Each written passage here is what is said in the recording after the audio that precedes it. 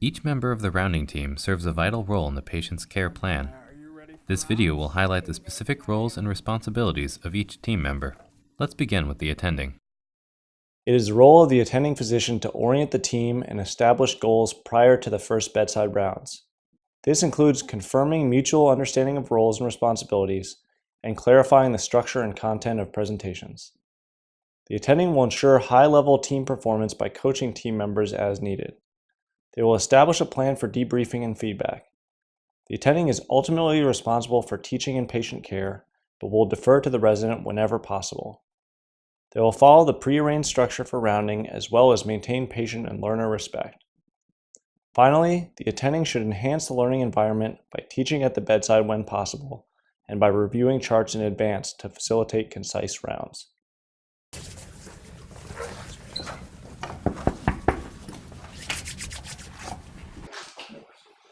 Good morning, Jim. Hello, Monica. I'm Jesse Aberclafter. I'm the senior resident on the medicine team with the primary team. Let's discuss the role of the senior resident.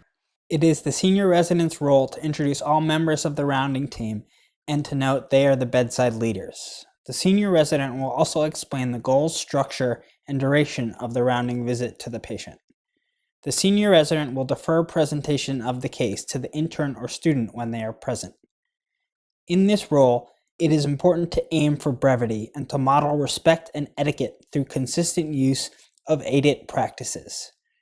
Remember to knock when entering, sit when possible, and ask the names and relationships of others in the room, if not already known.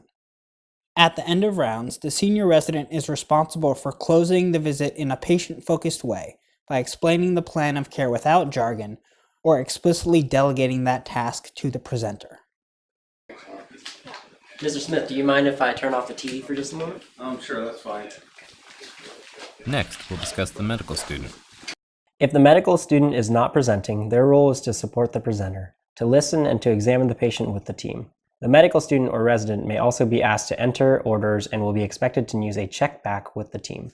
When presenting a patient, the medical student fulfills the role of the intern. Okay, so Jim is a 58-year-old man with past medical history of cirrhosis who is admitted with SVP and acute kidney injury. This morning on 3 rounds, Jim described some worsened abdominal pain. As the presenter, the intern or student serves as the team leader. It's the presenter's responsibility to pre-round in order to elicit the patient's perspective, symptoms, and concerns before rounds. The intern also must provide rounding teams to the PSS on 6 Northeast and 6 Southeast by 7:45, prioritizing patients with high acuity or likelihood of discharge. On rounds, the presenter provides a 1-sentence summary of the patient's reason for admission and invites the nurse to report the events and vitals. After the nurse presents the overnight events, the intern will review events not covered by the nurse and will discuss exam findings, interval test results, and consultant inputs. The presenter is responsible for synthesizing the information provided by the entire team. They will work to establish a clear plan of care. Specific responsibilities include outlining the plan for the day that will be placed on the patient's whiteboard and completing or delegating patient care orders. The presenter may need to redirect the round to stay on schedule. He's being treated for prophylaxis for VTE with sub-Q heparin. And in terms of lines, it is the responsibility of the nurse to provide the rounding team with current information of the patient's status, targeting less than 90 seconds of information. The day shift RN will review the handoff report and obtain necessary info for rounding from the night shift RN, including overnight events, vital signs and pain control, fluid and food intake, urine and bowel output, and mental status and ADLs.